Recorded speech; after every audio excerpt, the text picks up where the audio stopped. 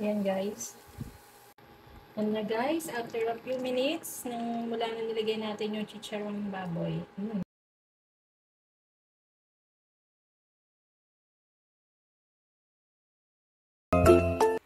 Ayan guys, nag-start na siyang mag-boil.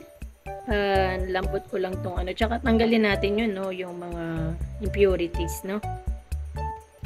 3.5 cups of water guys. Ito ilagay na natin yung ating munggo para natin palambutin siya.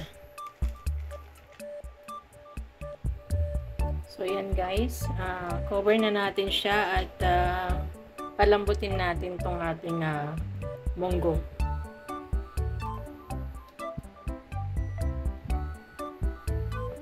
Imi-mix nyo siya guys, no? Stir nyo siya.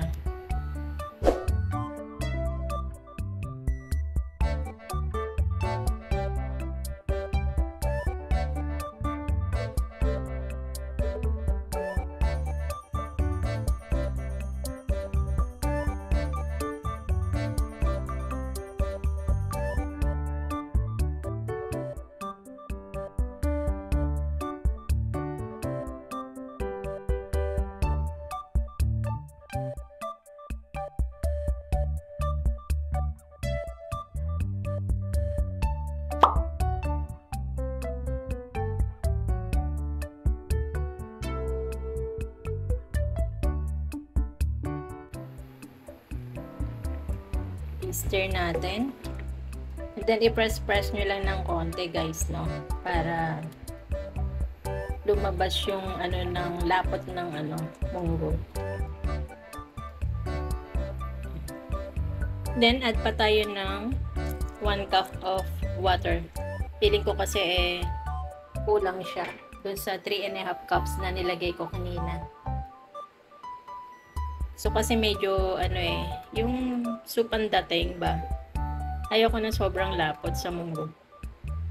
Ayan. And then, cover again, guys.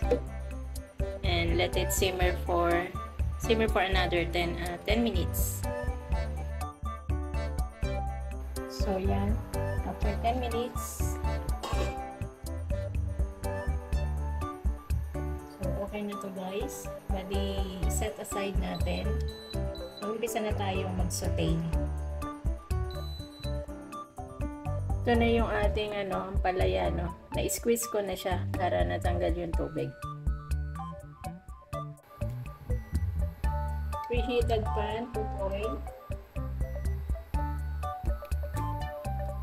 For sauteing.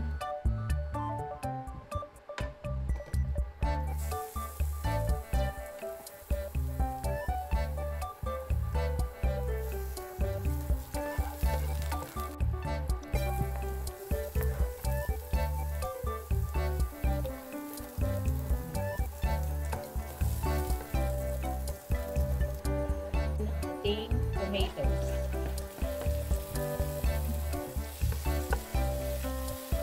Saute properly. Yung iba guys, hindi naglalagay ng tomatoes sa ulo kapag gigisa. Yung iba naman naglalagay ng instead of tomato, ginger yung nilalagay.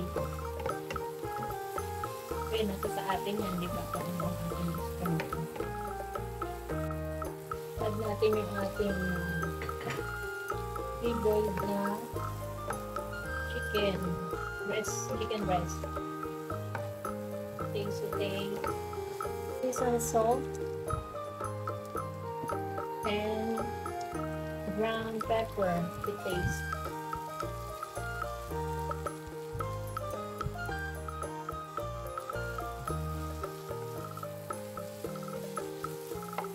Green chili. Siling haba. Guys, optional lang naman itong sili, no? Gusto ko lang ng may added flavor na sili. Then, guys, cover natin siya. And then, add natin ang ating ampalaya.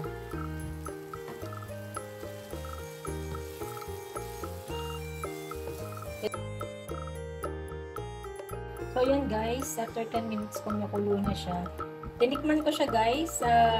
Gusto ko pa siyang lagyan ng isang cube ng 4 cube. Yan. For added added flavor, added lasa, no guys?